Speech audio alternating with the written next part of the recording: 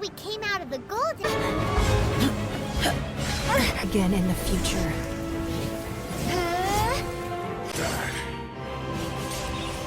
But this is going to cost you! Yeah!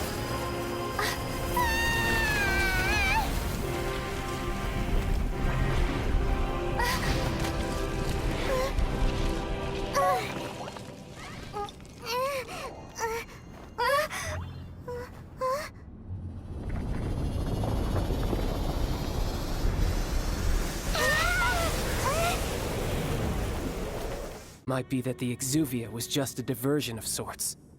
What? So you mean that... Yes, it appears so. Interesting to say the least. It seems that the guardian deity of the capital of commerce is also well versed in little maneuvers beyond the boundaries of contracts. As such, we must now look to our backup plan. Backup plan? I had hoped it would never come to this, for the weak will be swept away in the process. The truth is, the world belongs to those who pursue strength. I seldom willingly involve myself with the weak. Unfortunately, we cannot be picky about our methods as Fatui harbingers. Children must all learn to eat their vegetables sometime. So what are you planning to do? I will awaken the god that lies dormant beneath Guyon's stone forest. A god? Osial, overlord of the Vortex, who was defeated by Morax, the Geo-Archon in the Archon War, and who has remained pinned beneath the waves by the Geo-Archon's stone spears ever since. If such an ancient god were to be unleashed upon Liyue Harbor, defenseless without the protection of its deity, do you think the cunning Rex Lapis would just stand aloof and watch the ensuing destruction? But the Archon War ended 2,000 years ago. How can an ancient god appear in a world now overseen by the Seven? Simple. I've already prepared the means to awaken it. Hey, those are sigils of permission! Oh, Paimon remembers now. The Fatui have been researching them. Indeed. The one that was given to you was just a byproduct of our research. With the power of so many sigils of permission concentrated in one place, along with that which was bestowed upon me as a harbinger by our Tsaritsa, breaking the subduing might of the Geo-Archon spears for a time should be no obstacle. Using the powers of ancient gods in such a situation fails to interest me, and is largely against my principles. But knowing that such an action will not only force the Geo-Archon to show its hand, but you as well, that makes matters a little more intriguing.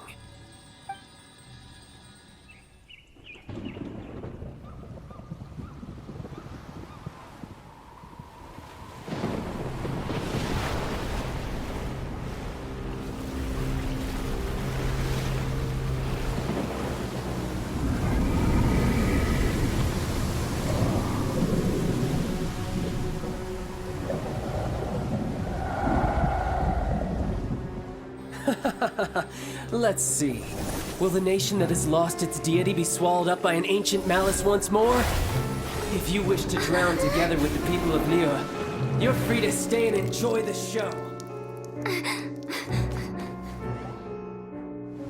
Huh? He's already gone. That guy is fast. What's going on?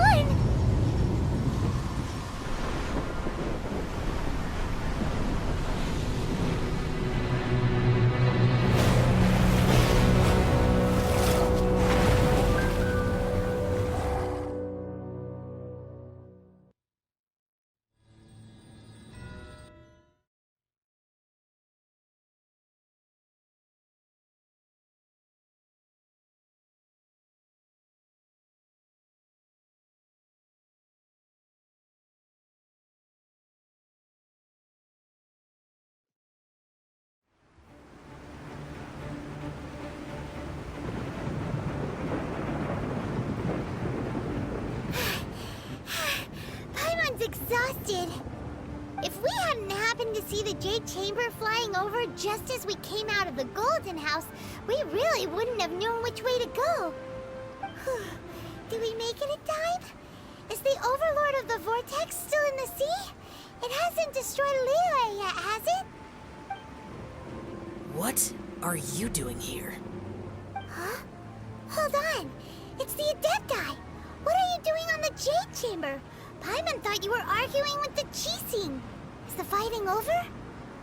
Faced with a calamity of such magnitude, we have agreed to put our differences aside for now and unite against this common enemy. Oh, Paimon gets it. So how do you plan to defend Liyue? Just seeing this Overlord of the Vortex guy puts a pit in Paimon's tummy, even from all the way out here. It's not just you. We've got new Millilith recruits who can't even stand at attention without shaking. The force of an ancient god's presence seems to be too much for ordinary people to handle. Which is why we must stop that monster before it gets any closer to Liyue Harbor. So the Archon War was fought 2,000 years ago against enemies like that thing? Now that's scary.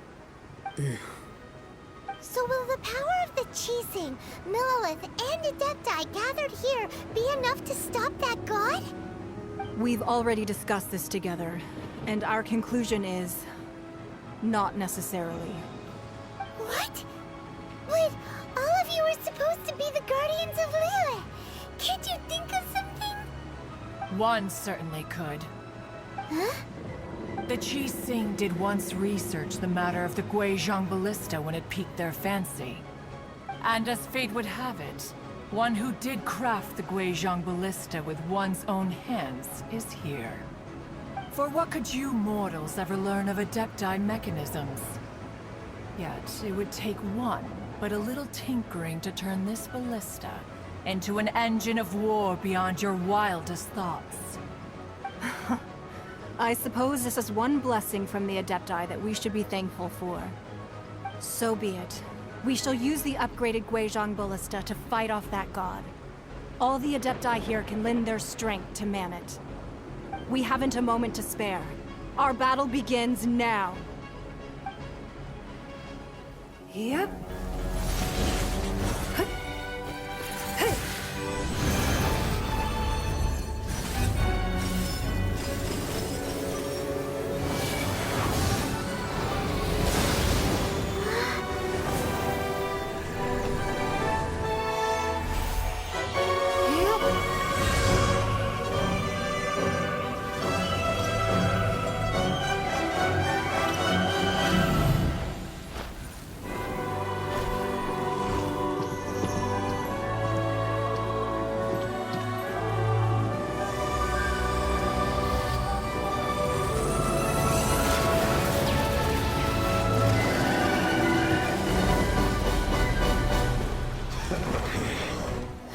The Fatui!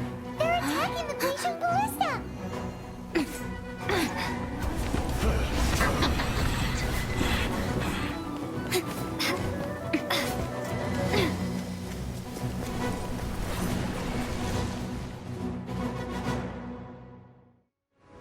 What do you mean, Lady Ningguang?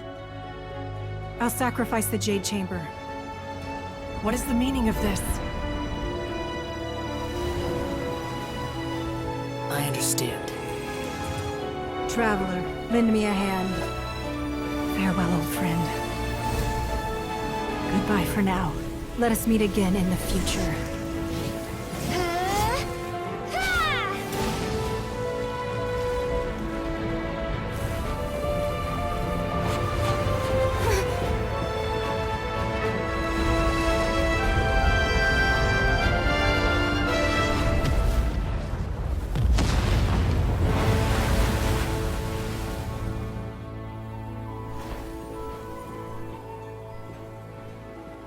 About The contract is fulfilled. That which thou seeketh is now bestowed unto thee. For my promise is solid as stone.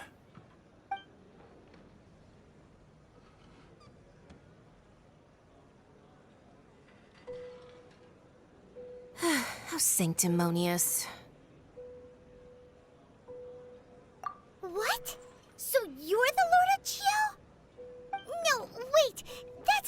getting twisted and all, but why give the gnosis to the Fatui? I do not give it for free. I give it as agreed upon in the contract, for it is a matter solely between the Tsaritsa and I. Yeah, you don't think you went a little bit too far with that whole fake death thing? Everyone was preparing the ceremony for you, and splat! This big dragon falls out of the sky, and all of Lyra goes into an uproar. Talk about a disaster.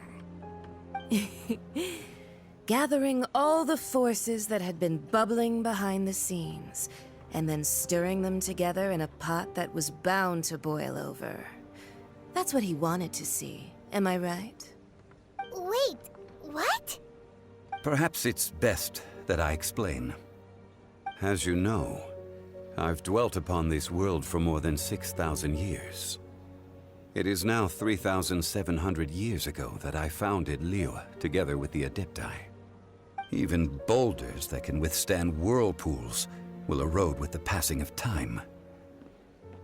I kept convincing myself that cracks had not begun to form, and that the end of my time had not yet come.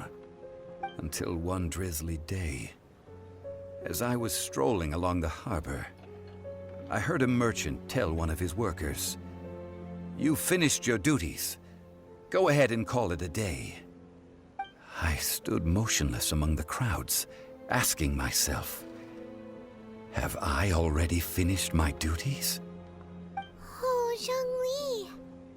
But as I began to consider relinquishing my divine role, I soon discovered that many reasons still remained to not hastily depart. Was Liyue, the city I had dwelt in for so long, already prepared to enter its next age? I decided that a test was needed in order to reveal the answer.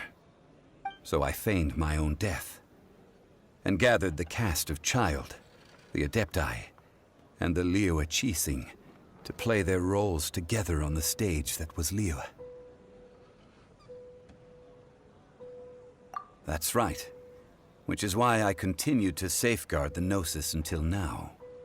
So you mean that if the chaos ever reached the point of no return, you would simply appear and use your divine powers to bring Liyue back under control? Of course, and it would have been all too easy for him too. Just as a child quickly matures after losing their parents, so has Liyue matured when faced with the death of its deity. In the end, the resolution to all that has transpired was even more satisfactory than I could have hoped for. Take the Adepti, for instance. Owing to their years of seclusion, they were the least informed.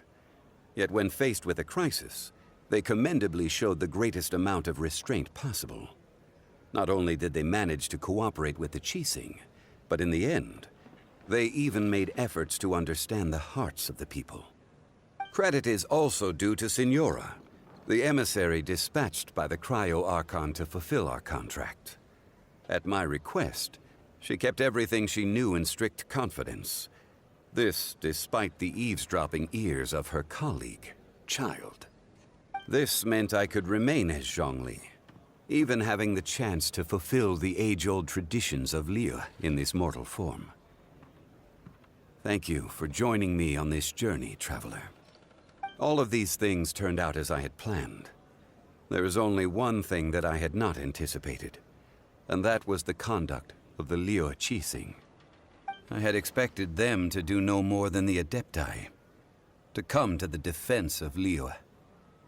But when all was said and done, they seized the opportunity to supplant Liyue's divine protectors, and used the subsequent power vacuum left by my death to quickly gain complete control of Liyue. Huh? That doesn't sound good at all. Ha! On the contrary, I think it is excellent. I had always feared that it was too soon for them to take over from me. And it was also that which I longed for the most. As such, this is the best parting gift anyone could have given this god of old. Hey, what about me? Doesn't anyone feel the least bit of remorse for deceiving me? You've practically kept me in the dark! I think that thanks would be more appropriate. You certainly played no small part in all of this, wreaking havoc and turning the city upside down. The Lord of Geo ought to thank you for your performance, if anything. If you hadn't created the pressure of a battle between mortals, adepti, and a god, the lump of coal resting in the hands of the Geo-Archon, Liu, would never have been able to become a dazzling diamond of a city. Huh? Just whose side are you on, mocking me like that? Are you itching for a fight? Hey, haven't you learned the Liyue saying, don't always call it as you see it? Well then, with the Gnosis in my possession, I have no use for such idle chatter. We should return to Zapolyarny Palace and seek an audience with Her Majesty, the Tsaritsa. Come, child. Fine. I'll meet you there later. I'm not sharing a boat with the likes of you. Do as you wish.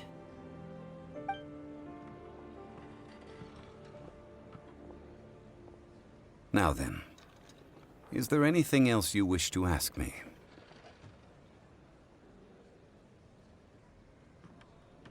Right! As Zhongli always told us, a good trade is a fair trade. Paimon has no idea what could be a good trade for a Gnosis. Realistically speaking, there is no such thing. Huh? However, I am the god of contracts. For thousands of years, I have made countless contracts. If the deal was of no benefit, then I certainly would not be inclined to agree to it. My agreement with the Cryo-Archon will be the last of my contracts as the Geo-Archon. My contract to end all contracts. As for the bargaining chip that the Tsaritsa used to balance the scales, uncover that answer for yourself in your future journeys.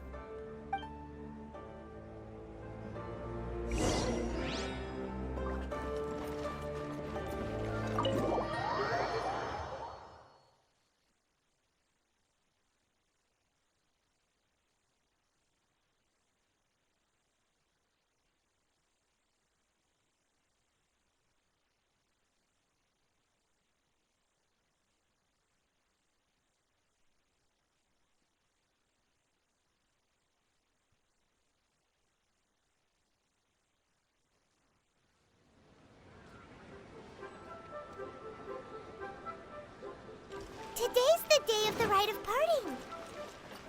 Although the star of the show is fake, we've spent so much time trying to organize it, it would be a real shame not to go there now.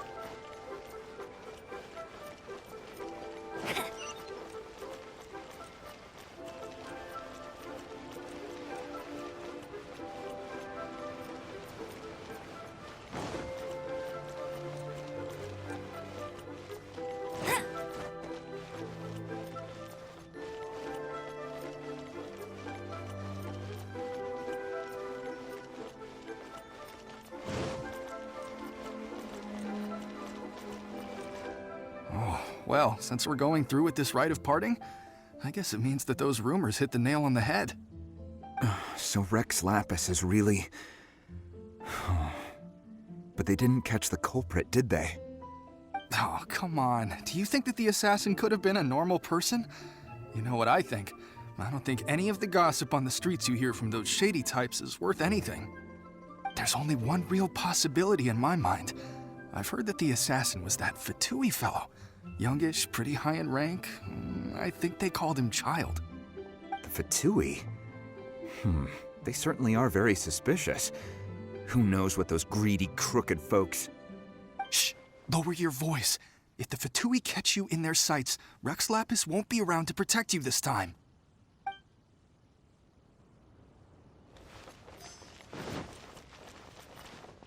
You know that god from the ocean couldn't have just shown up out of nowhere.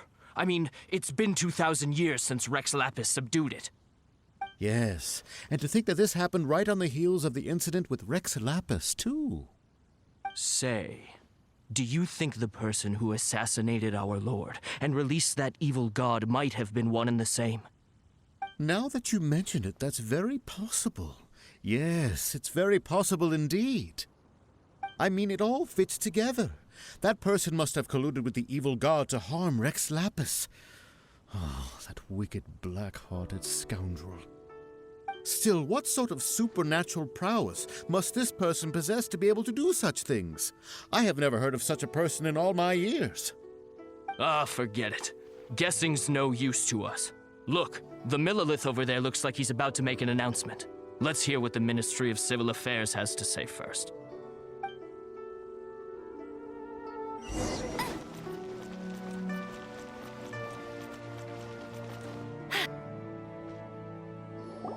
Hear ye all! The Qixing's words. Though a dragon soars ageless as the mountains, it too must return to dust. This is common knowledge. Gods and Adepti live glorious lives, but both light and shadow have their season. So too must they face divinely appointed trials.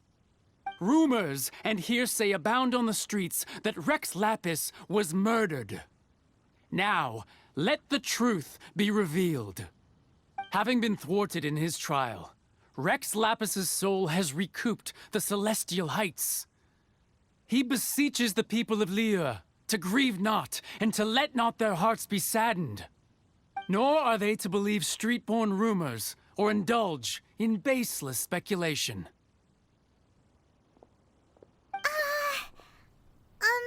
Paimon needs a translation on what the Qixing's announcement said.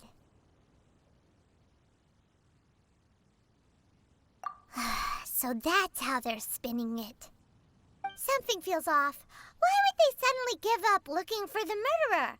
Not to mention how this excuse sounds like something they just made up on the spot. Could the Qixing already have known that Rex Lapis wasn't dead? But Zhongli said that neither they nor the Adepti knew anything. Did Zhongli tell them in secret after his gnosis changed hands? Exactly, right? Ooh, seems like the rite of parting has been going on for a while now. Let's go have a look.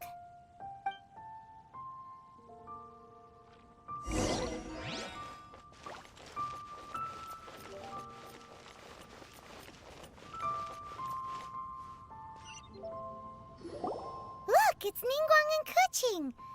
Are they saying something? Are there speeches over?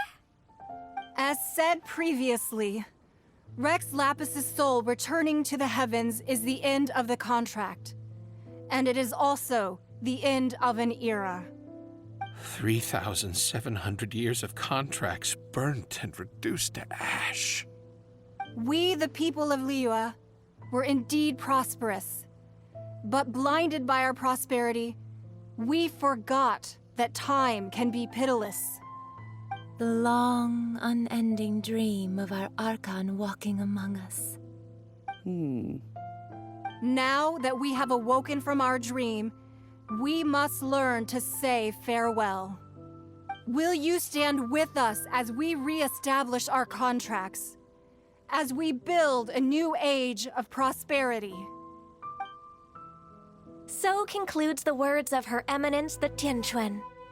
Does Her Eminence the Yuheng have anything to add? Huh? Is she looking this way? Traveler. Yikes! She really is looking our way! Is that the traveler who they say defeated the ancient god? So young. The Liyue Qixing always repay their debts. And as you have heard, our eyes see far and our reach is long. Name your price. You deserve that much. Whoa!